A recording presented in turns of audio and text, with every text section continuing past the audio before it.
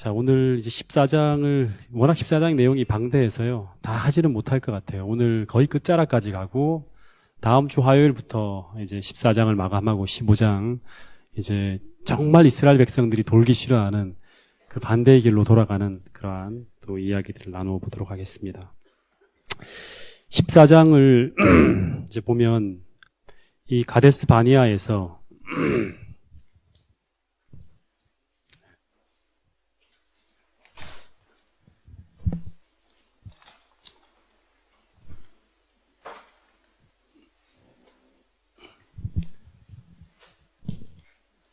지도가 잘 보이죠, 그죠? 예. 이 하세롯을 지나갔고 이제 이 가데스 바니아까지 전진한 거예요. 근데 여기서 이제 이 가나안을 다 정탐하고 돌아오고 난 다음에 이 정탐꾼들의 보고에 의해서 여기서 들어가면 금방인데 여기서 지금 백성들이 족장들의 보고를 듣고 믿음 없는 보고를 듣고 절망하고 밤새도록 통곡을 합니다. 예. 더 자세하게 보면 이제 더 잘 보이죠. 시내산에서 하세롯에서 이 가데스 바니아까지 들어간 거예요. 그러니까 이 가나안 땅은 금방입니다. 예. 이스라엘 백성이 나중에 이제 14장 말미에 보면 이 가나안을 치우러 들어갔다가 쫓겨갖고 이 호르마까지 쫓겨 나오는 이야기가 이제 14장 거의 말미 부분에 나옵니다. 여러분, 이스라엘 백성들이 어떻게 보면 이스라엘 백성들은 하나의 교회입니다. 교회. 예, 오늘날로 보면 교회라고 보면 돼요. 광야 교회라 그러죠. 그죠? 교회. 근데 교회 중에서도 어떤 교회냐 그러면 이스라엘 백성들의 이 정탐꾼들의 12명이 전부 다 족장들이라 했죠. 그죠? 지도자들이 다 믿음이 없어요. 우리 백성들이 믿음이 없는 거예요. 그러니까 이 교회는 교회인데 믿음이 없는 교회예요.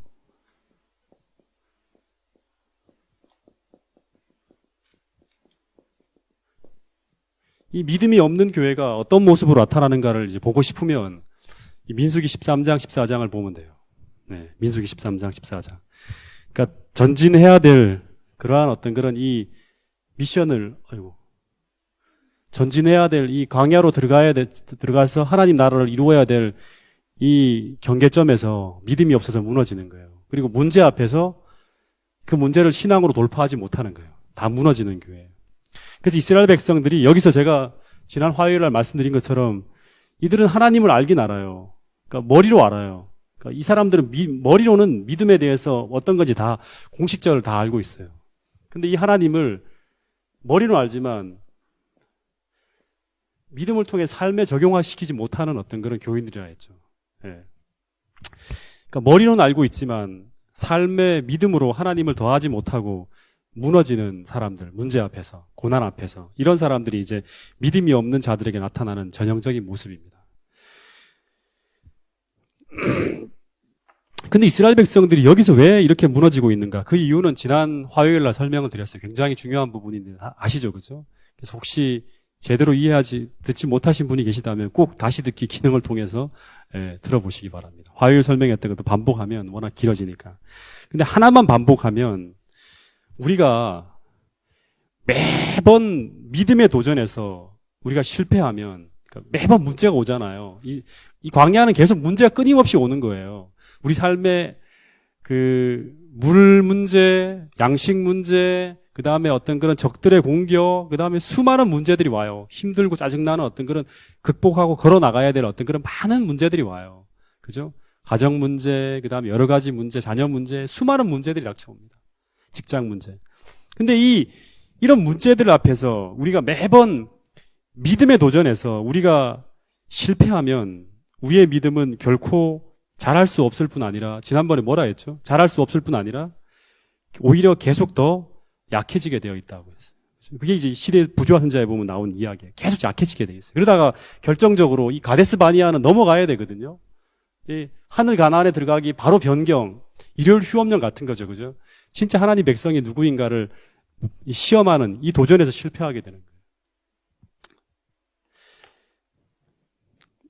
그래서 이 거듭되는 믿음의 실패가 바로 이스라엘 백성으로 하여금 반드시 실패하지 말아야 할 그 지점, 가데스 바니아에서 결정적 실패를 하게 만들었다고 증언은 기록하고 있습니다. 그래서 우리가 고난이 닥쳐오잖아요. 이거 광야는 항상 고난이 끝없이 있는 곳이에요. 모든 게 부족해요. 문제투성입니다. 근데 이 고난이 닥칠 때마다 문제가 올 때마다 우리가 그냥 해결하는 건 중요한 게 아닙니다. 해결하는 건 중요한 게 아니에요. 해결한다고 내 방법대로 해결하면 그거는 믿음이 안 자라요. 내 방법이 아니라 신앙적 방법이에요. 이걸 이제 믿음으로라고 하죠. 믿음으로. 신앙적 방법으로, 믿음으로 이 고난에 맞설 수 있는가? 믿음의 시련으로 딱 전환시켜서 하나님을 더할 수 있는가? 이렇게 해결을 할 때, 이렇게 해서 하나님의 도움을 경험할 때, 그때 믿음이라는 게 자라는 거예요. 보이지 않는 하나님을, 이 도움을 통해서 이제 보면서 믿음이 생기는 거예요. 그 보이지 않는 하나님을 보면서. 근데 이스라엘 백성들은 이 경험을 못했다 그랬어요. 그죠? 네. 이 경험. 이제 이 부분에 대한 더 디테일한 얘기는 오늘 이제 다루면서 이야기를 할 겁니다. 근데 이제 밤새 이스라엘 백성들이 울며 통곡하는데, 14장에 보면 1절부터 3절의 내용이 나옵니다. 밤새 이 비겁하고 어리석은 불신의 통곡 소리를 하나님이 들었어요. 밤새도록 들어요. 근데 여러분, 이 절망이라는 거 있잖아요. 절망. 어떤 순간에 보면 답이 안 보일 때 절망하죠. 그죠? 낙담하잖아요. 네. 제가 이렇게 성경을 보니까 이 절망과 낙담까지는 괜찮아요. 어떻게 본다 그러면.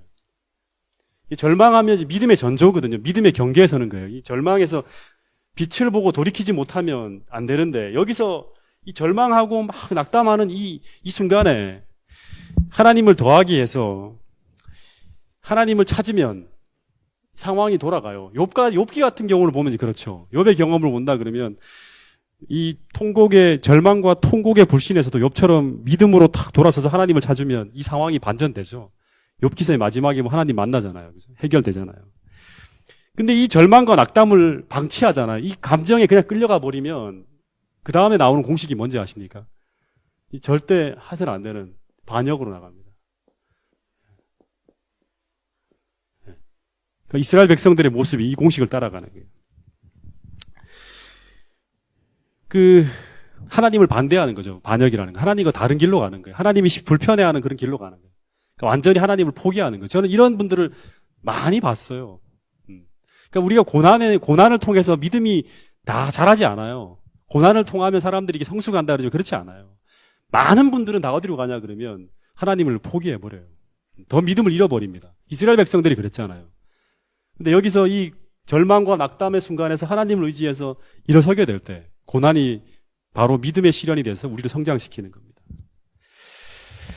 그래서 이스라엘 백성들이 밤새 울면서 절망 가운데 생각해낸 것이 무엇냐 그럼 3절 4절 보면 민수기 14장 3절 4절에 보면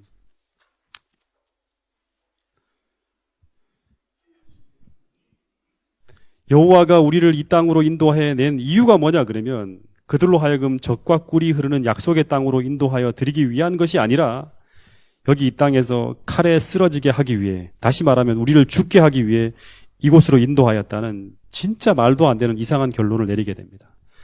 홍해를 건널 때 이런 마음이 아니었죠. 그죠? 와, 하나님께서 우리로 하여금 큰 나라를 이루기 위해서 큰 비전을 가지고 우리를 인도했다. 이렇게 말하던 사람들이 완전히 다른 이상한 어떤 결론을 내리는 거예요. 그러니까 여러분 믿음에 서 있지 않으면 우리는 다른 영에 의해 끌려가는 거예요. 다른 영에 의해 끌려간다는 건 뭐냐 그러면 사단에 끌려가는 거든요. 사단은 우리를 속입니다. 기만해요. 현재 상황을 아주 어렵게 만들어버리고 보이게 만드는 거죠. 실제 그렇게 어려운 게 아닌데 굉장히 나쁜 상황처럼 보이게 만드는 거예요. 여기에 속으면 우리는 백발백중 반역하게 되는 거예요. 네.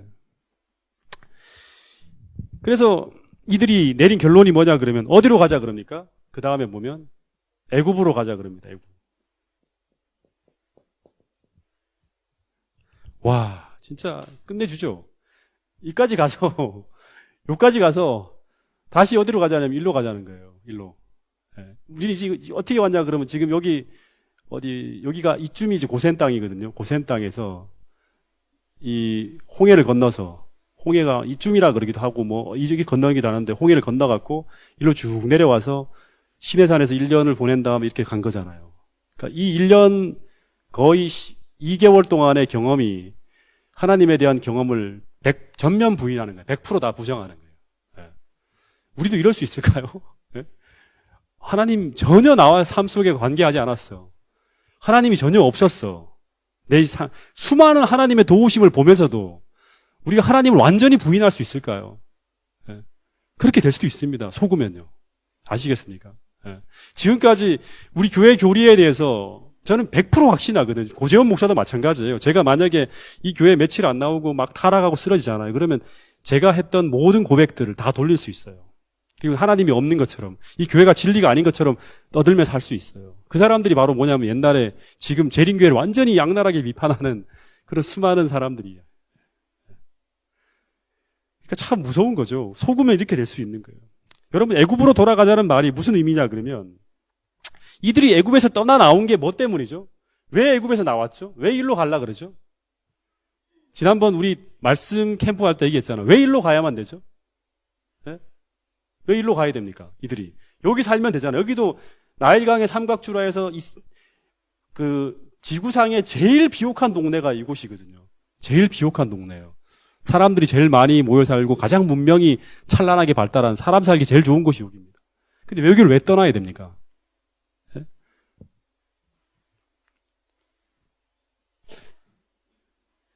시문화 자매님 왜 떠나야 되죠? 최지은 왜 떠나야 되지? 언약이잖아요.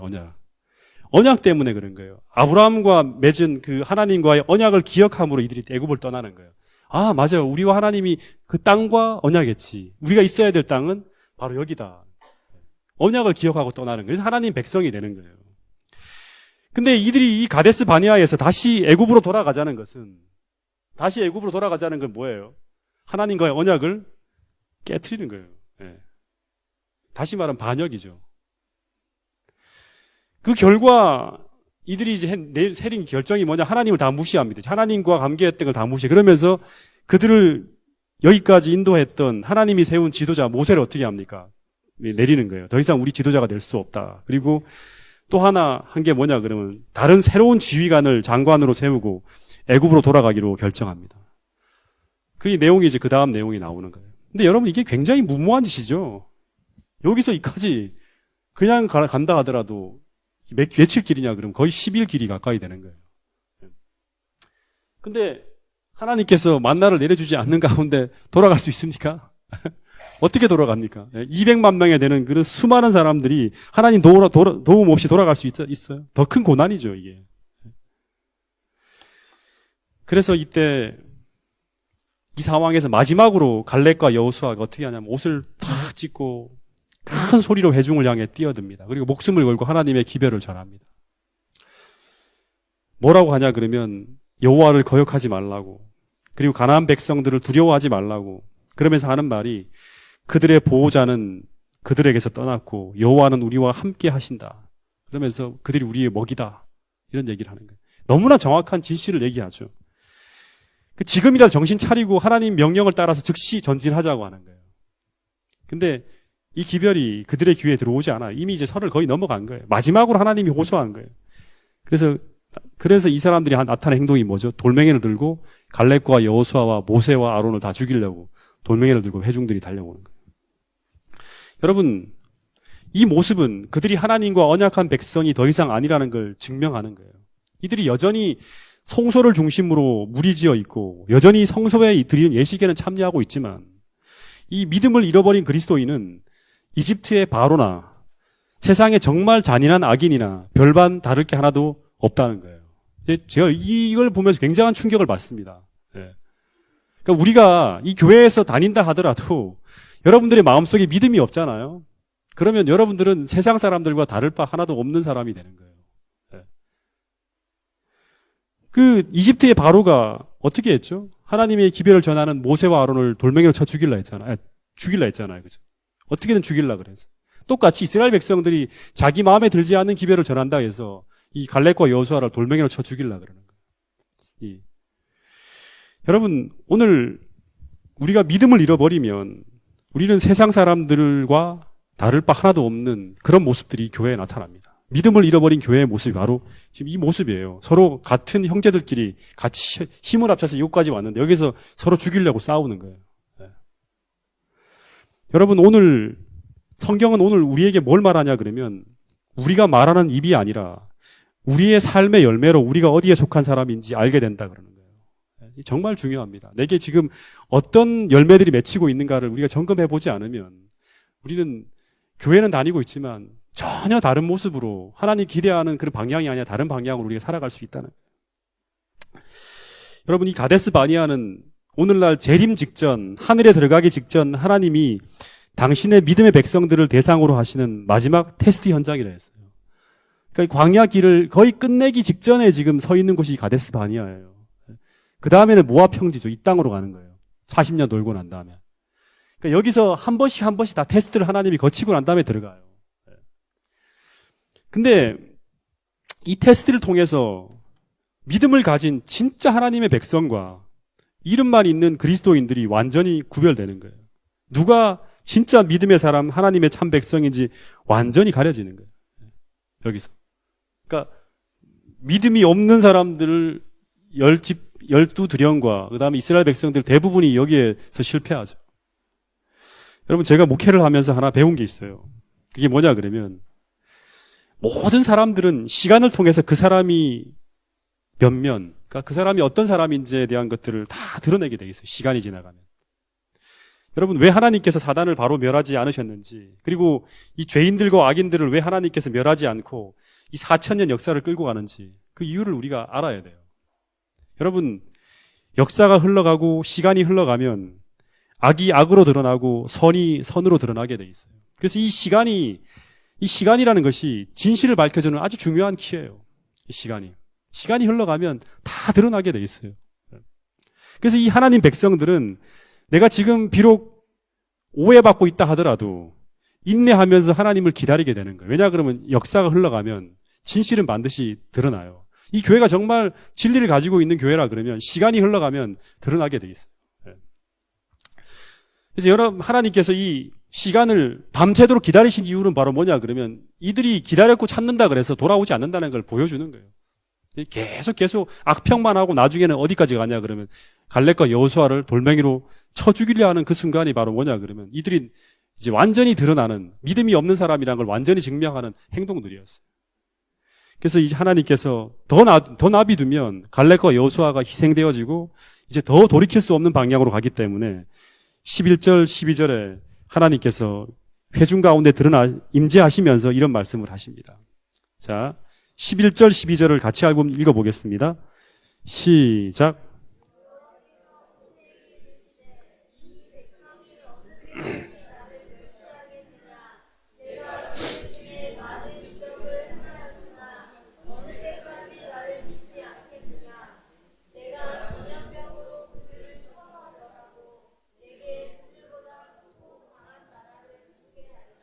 여기 본문을 보면 이 백성이 어느 때까지 나를 멸시하겠느냐, 내가 그들 중에 많은 이적을 행하였으나 어느 때까지 나를 믿지 않겠느냐라고 하는데 그들이 무엇을 믿지 못했다는 거예요? 이 사람들은 만나가 내려오는 것을 보고 하나님의 살아계심을 믿는 것처럼 보였죠. 그죠? 반석에서 물이 나는 것을 보고도 믿었어요. 믿는 것처럼 보였어요. 홍해가 갈라지고 애굽 백성이 죽어나가는 것을 보고 여호와를 집단적으로 찬양하면서 믿는 것처럼 보였어요. 근데 뭘 믿지 못했다는 거예요? 여러분, 이 중요한 얘기를 하나 해드릴게요. 진짜 중요한 얘기입니다. 이 모든 이적은요, 모세와 하나님과의 관계에서 이루어진 일이지. 부조화 선지자를 보세요. 이 모든 이적은 모세와 하나님과의 관계에서 이루어진 일이지 철저하게 이스라엘 백성들은 이 문제 앞에서 불평하며 불신하고 무너졌지 하나님께 구하지 않았어요. 그러니까 이 모든 이적을 하나님께서 계속 보여줬는데 이 이적은 제가 이렇게 예언의 신을 보고 읽어보니까 이거는 하나님과 모세 사이에서 벌어진 모든 이적들이에요. 이 모든 이적들이. 그래서 이스라엘 백성들은 철저하게 계속 문제 앞에서 불평하고 불신했어요. 그래서 이 하나님의 임재의 이적을 자신의 경험으로 내면화하지 못했어요. 하나님이 이런 분이다, 내 기도를 들으신다, 이런 것들이 내면화되지 못했어요. 여러분, 오늘 우리에게는 내가 만난 나의 하나님이 필요해요. 이 정말 중요합니다. 내가 만난 나의 하나님이 필요한 거예요. 고재원 목사의 하나님이 아니라 제 밥통 사건의 경험은 제가 이야기해봤자 제 경험이지 여러분들의 경험은 아니에요. 아시죠? 그 밥통 사건에 대한 이야기. 그죠? 예. 내가 수많은 간증들을 하지만 그것은 나와 하나님과의 관계 속에서의 경험이지 여러분들에게 하나의 자극은 될 뿐이지 여러분들이 하나님으로 내면화되지 못해요. 그건 제 경험이에요. 여러분들도 똑같은 삶의 현장에서 그런 경험을 할 때 여러분이 만난 하나님을 여러분이 경험할 수 있고 거기서 믿음이 만들어지는 거예요.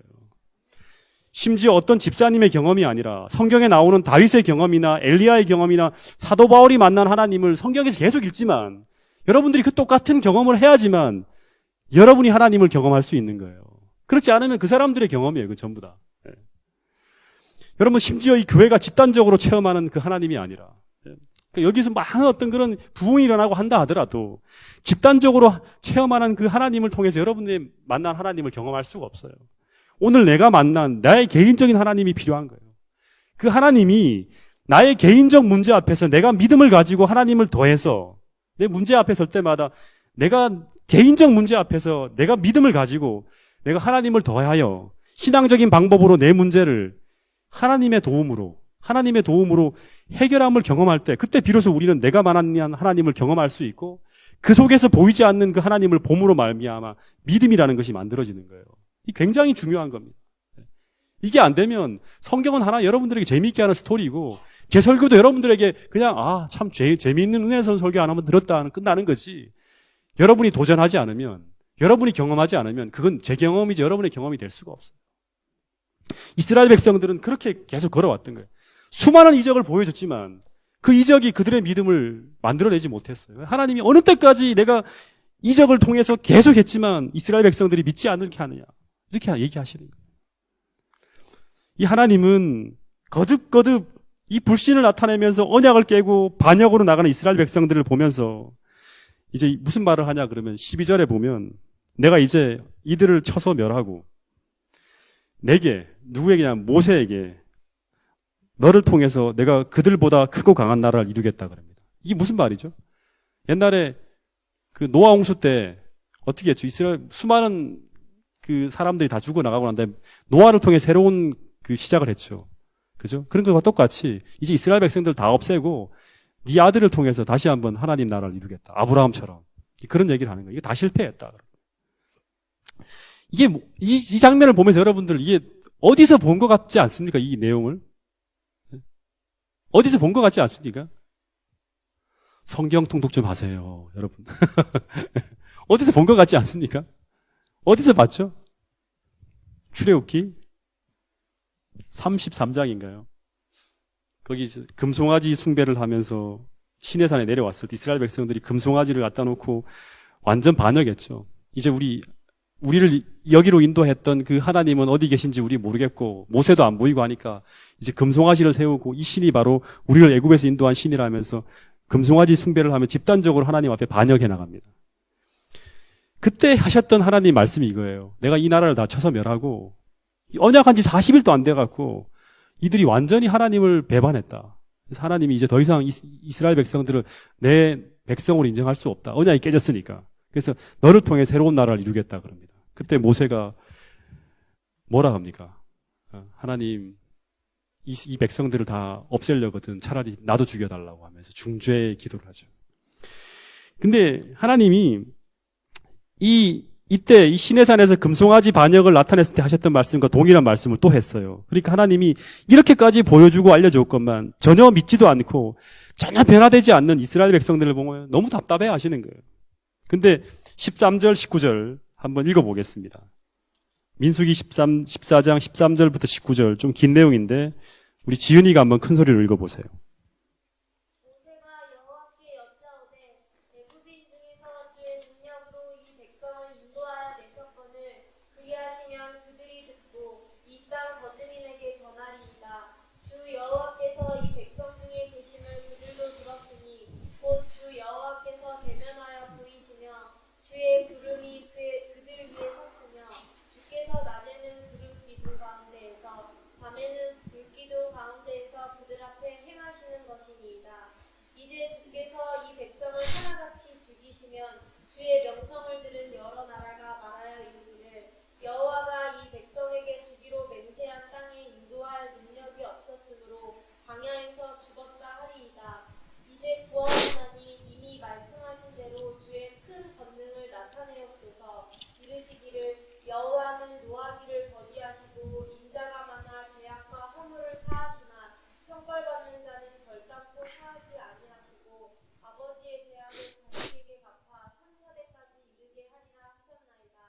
19절 같이 읽겠습니다. 시작.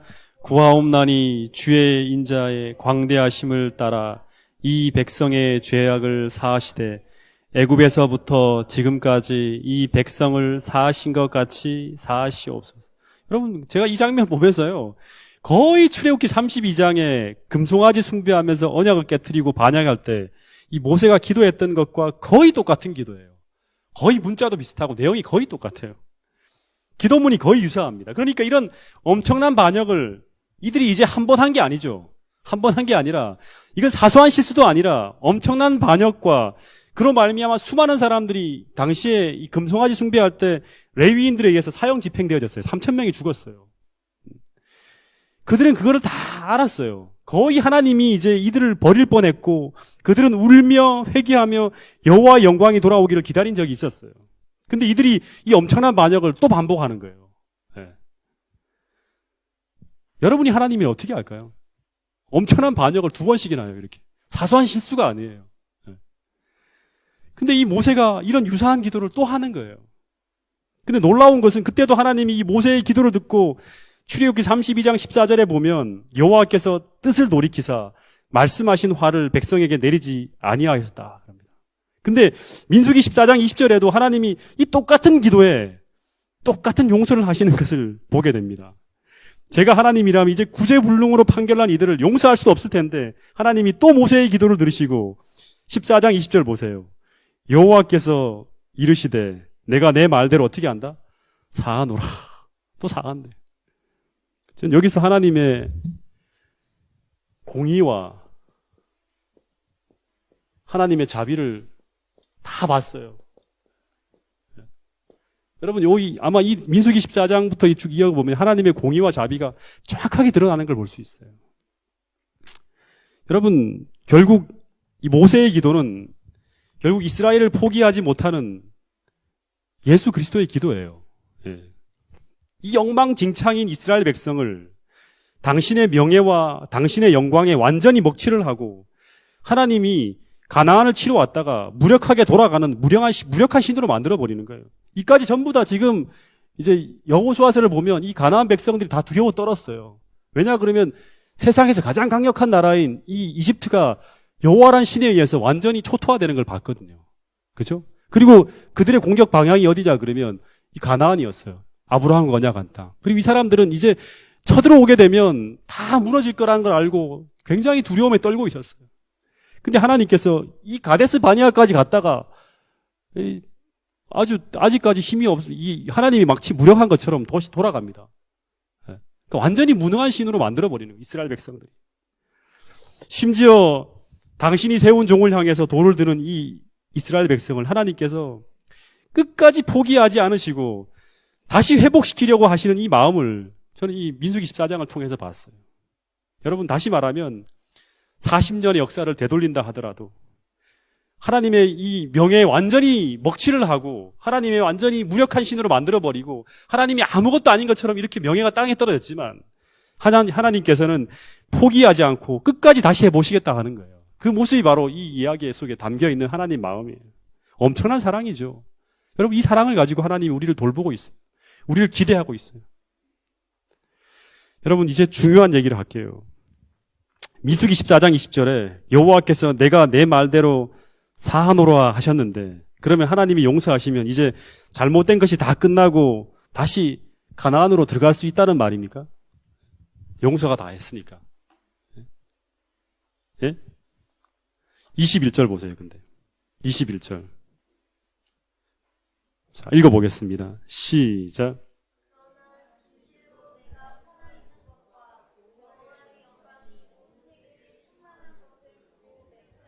22절 계속 읽어보겠습니다. 24절까지 시작.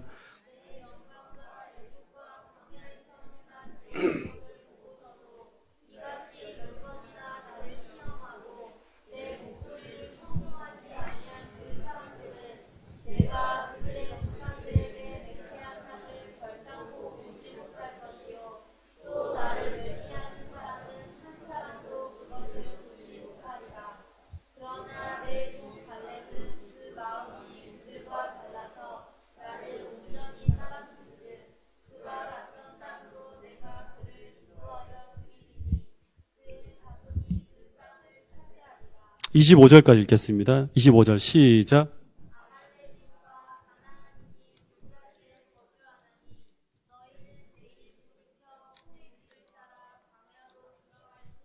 예, 여기 보면 하나님과 이스라엘 백성들 사이에 언약은 깨어지지 않았어요. 왜냐? 하나님이 깨지 않았어요. 예. 언약은 유효합니다.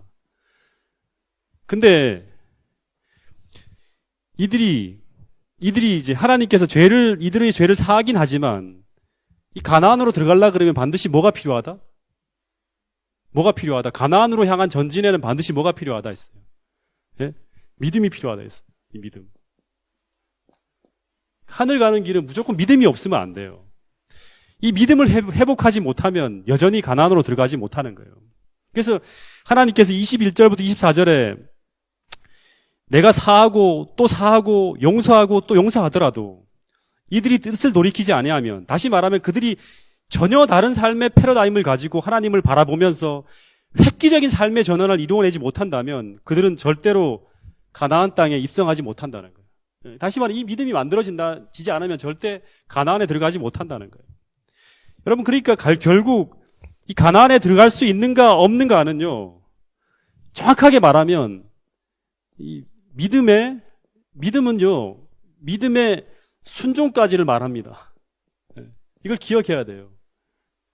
믿음은 믿음의 순종까지를 말합니다. 성경에서 말하는 믿음은 믿음의 순종까지를 보는 거예요. 이게 믿음이에요. 이게 정확하게 말하면.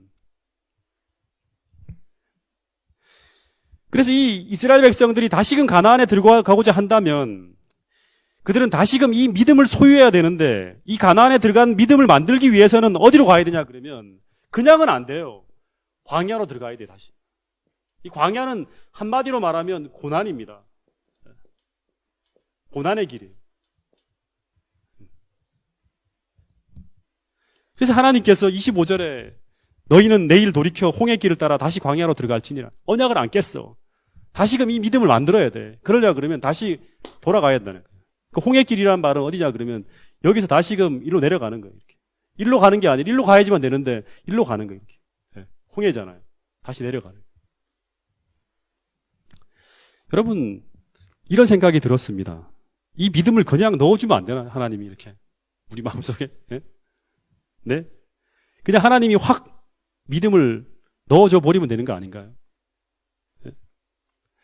여러분, 믿음은 무슨 이적이나 계시나 무슨 하나님이 나타나서 하나님을 우리 눈으로 확인하게 되면 하나님이 계시는구나 하면서 믿음이 생기게 되고 이러는 것이 아니에요. 성서적인 믿음이라는 것은. 그러니까 이적이나 계시를 통해서 절대 만들어지지 않는 거예요.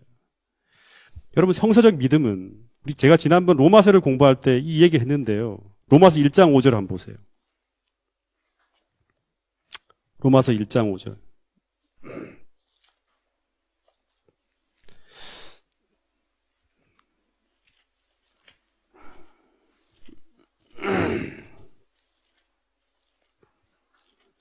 로마서 1장 5절.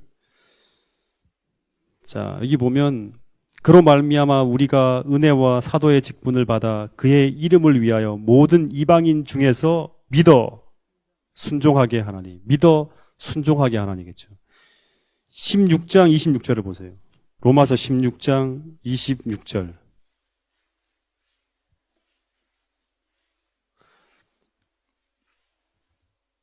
이제는 나타나신 바 되었으며 영원하신 하나님의 명을 따라 선지자들의 글로 말미암아 모든 민족이 믿어 뭐하게 하시려고? 순종하게 하시려고.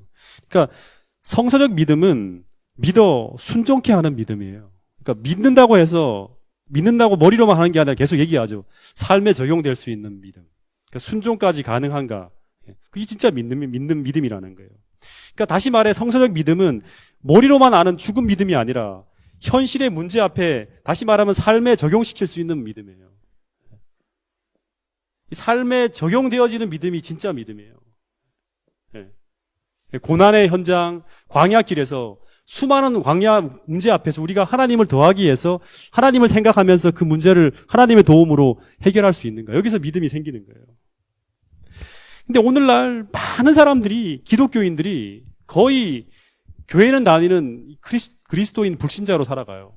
하나님은 없는 것처럼. 예. 그러니까 믿음이 안 자라는 거죠. 예. 여러분, 그래서 이 11절에 보면 내가 그들 중에 많은 이적을 행하였으나 그들이 나를 믿지 않았다고 하는 것처럼 믿음은 이적이나 무슨 보여주고 넣어주는 것으로 일순간에 만들어지는 것이 아니라 고난의 현장, 다시 말해 매일 고난의 광야에서 어려운 문제에 직면하여서 그 사람이 성서적 방법으로, 신앙적 방법으로 그 문제 앞에 믿음의 순종을 할 때만 만들어지는 거예요. 그래서 광야 길로 다시금 돌아가게 되는 거예요. 여러분, 다시 말하면 오늘날 이걸 현대적으로 적용한다 그러면 하늘에 들어가는 자는요, 하늘 가나안에 들어가는 자들은 그냥 하나님이 용서한다고, 죄를 사해 준다고, 다시 말해 예수님이 우리를 위해 십자가에 달려 돌아가셨다는 것을 믿는다고 하늘에 들어가는 것이 아니라 우리가 하늘에 들어가기 위해서는 믿음이 필요한데 그 믿음은 바로 이스라엘 백성들에게 하나님이 요구했던 바로 그 믿음이에요. 그 믿음을 소유한 자들은 하늘 가나안에 들어갔고요. 그렇지 못한 사람들은 전부 다 광야에서 그 하나안을 바라보기만 하다가 다 광야에서 다 끝났어요. 여러분, 이 고린도전서 10장에 보면 이 출애굽의 역사는 만세를 만난 우리에게 경계를 주시기 위해서, 교훈을 주시기 위해서 주셨다는 기별이에요. 그러니까 오늘 우리가 이 문제들을 연구하면서 내가 정말 하늘 가나안에 가고자 한다면 이 믿음이 내 안에 있는가? 우리 스스로 확인하고 시험해서 확증해야 되는 거예요. 그게 고린도후서 13장 5절의 말씀이죠. 너희가 믿음에 있는가? 시험하여 보고 스스로 확증하라고요. 믿음은 시험하고 확증할 수 있는 거라 했죠. 그죠? 만약 그리스도께서 너희 마음 가운데 계신 것이 확인이 안 되면 너희는 어떤 자다? 믿음이 없는 그리스도인들, 믿음이 없는 이스라엘 백성들하고 똑같습니다. 그러니까 매일 고난 앞에서 우리가 원망하고 불평하고 그리고 화가 나면 믿음으로 우리가 그걸 해결하기보다 다 그냥 내가 가지고 있는 본성들을 다 드러내버립니다. 여러분 26절 보세요. 26절부터 30절까지 더 읽어보겠습니다. 시작.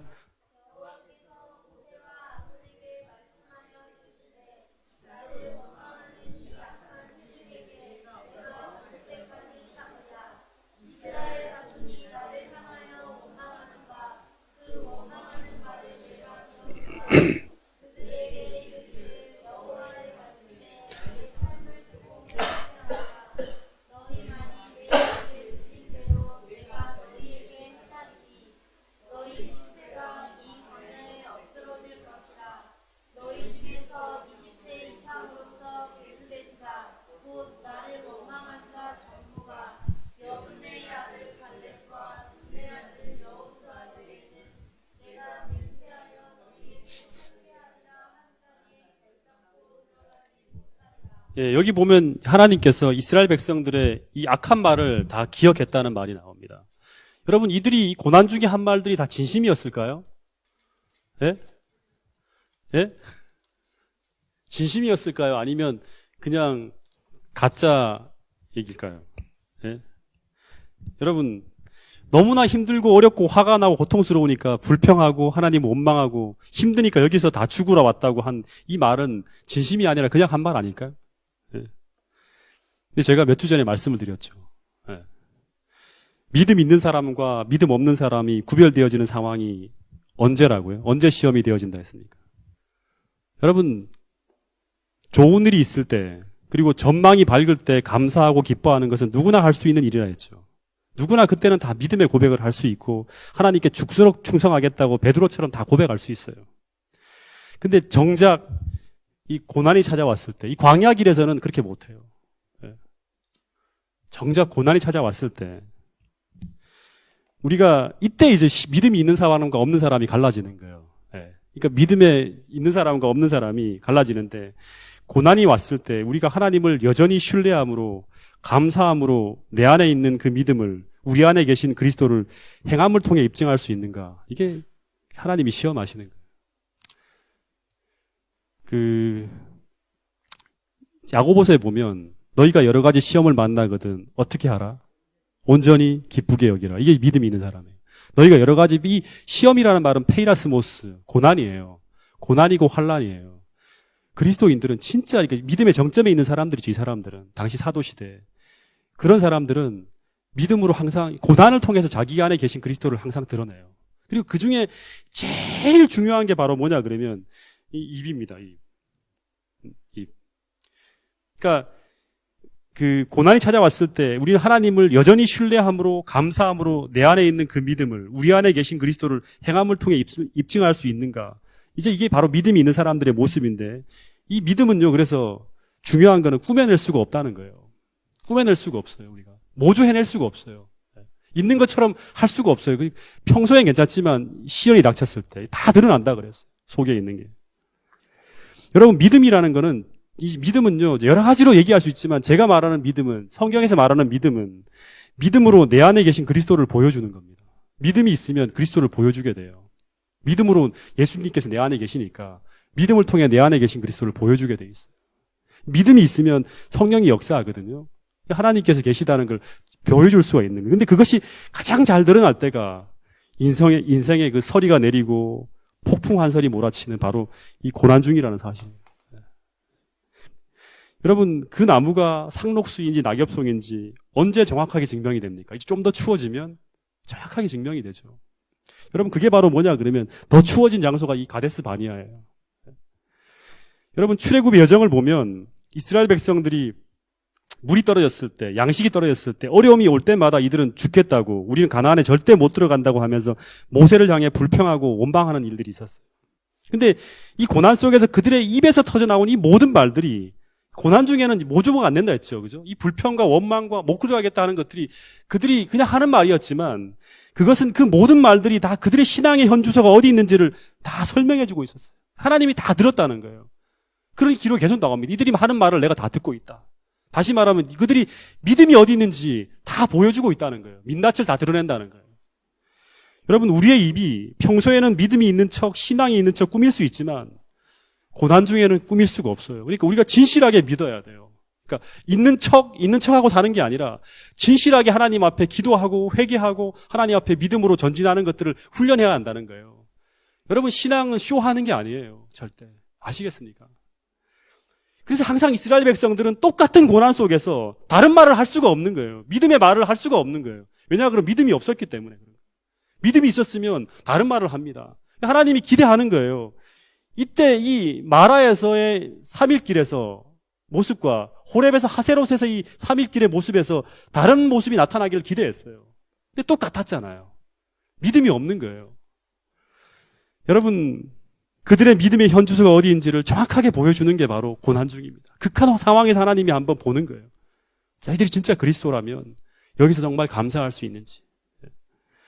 그래서 여러분, 하나님께서 이 믿음을 다시 훈련시키기 위해서 이 믿음은 그냥 만들어지는 게 아니니까 다시금 돌아가라는 거예요. 너무도 가슴이 아프죠, 하나님도.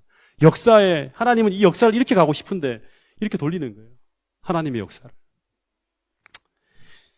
34절에 보면 너희는 그 땅을 정탐한 날 수인 40일을 하루로 쳐갖고 하루를 1년으로 쳐서 그 40년간 너희의 죄악을 담당할지니 너희는 그제서야 내가 싫어하면 어떻게 되는지 알리라 하셨다. 그러니까 이들이 정탐한 하루면 끝날 수 있는 이 길을 아니 즉시 가야 되죠. 그죠? 즉시 가야 될 길을 40일 동안 다 정탐한 걸 하나님이 다 셌어요. 그리고 난 다음에 하나님이 그것을 다 계산해서 너희들의 내일을 다 결정하시는 거예요. 여러분, 오늘 내가 행하는 모든 일들을 생각 없이 하는 모든 일들이 다 나의 미래를 결정하고 있다는 사실을 기억하시게 되기를 간절히 바라겠습니다. 내가 어떤 선택을 하는지, 내가 어떤 결정을 하는지 하나님은 아주 가슴 졸이면서 보는 거예요. 제발 믿음의 선택을 하기를 하나님이 바라는 거예요. 올바른 선택을 하기를. 그렇게 하지 않을 때마다 하나님은 가슴이 터지는 거예요. 그렇게 할 때 하나님은 안도의 한숨을 쉬는 거예요.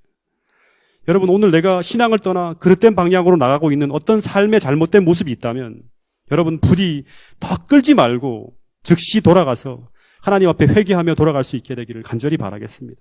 그게 최선의 길이에요.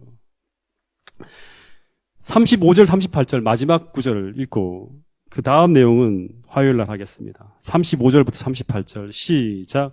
나 여호와가 말하였거니와 모여 나를 거역하는 이 악한 회중에게 내가 반드시 이같이 행하리니 그들이 이 광야에서 소멸되어 거기서 죽으리라. 모세의 보냄을 받고 땅을 정탐하고 돌아가서 그 땅을 악평하여 온 회중이 모세를 원망하게 한 사람 곧 그 땅에 대하여 악평한 자들은 여호와 앞에서 재앙으로 죽었고 그 땅을 정탐하러 갔던 사람들 중에 오직 눈의 아들 여호수아와 여분네의 아들 갈렙은 생존하였느니라. 여러분, 이 민수기가 어디 쓰여졌다고요? 이 민수기라는 책이 어디서 쓴 책이에요? 이 40년을 여기서 돕니다, 이렇게. 여기서 계속 돌아요, 40년 동안. 계속 돌다가 이제 40년이 지나고 난 다음에 모압 평지, 이쪽으로. 이게 이제 요단강 반대판에 있는 이쪽으로 들어갑니다. 이 느보산에서 이제 모세가 죽죠. 이 가나안을 이제 보면서. 여기서 모세가 민수기를 씁니다. 다 40년을 지금 이 민수기는 모세가 40년을 다 돌아보고 난 다음에 지금 쓰고 있는 거예요.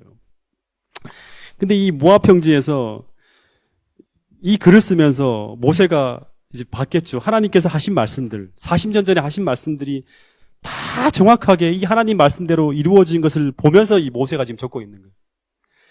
여러분, 하나님의 말씀을 믿게 되기를 간절히 바라겠습니다. 하나님 말씀하신 대로 다 돼요. 그리고 성경은 이 정확한 패턴에 따라서 그리스도인들을 인도하고 세계의 역사를 하나님께서 이끌고 계신 것을 제가 정확하게 보게 됩니다. 여러분, 다시 말하지만 이 하나님의 약속하신 그 하나님 말씀을 믿고 꼭 믿음으로 순종하는 생애를 살게 되기를 간절히 바라겠습니다. 그래서 이 이스라엘 백성들의 이 전철을 밟지 않고 이 모든 것이 반면교사가 되어서 그 반대로 여러분의 삶이 꼴지어지고 열매 맺게 되기를 간절히 바라면서 오늘 말씀을 줄이도록 하겠습니다.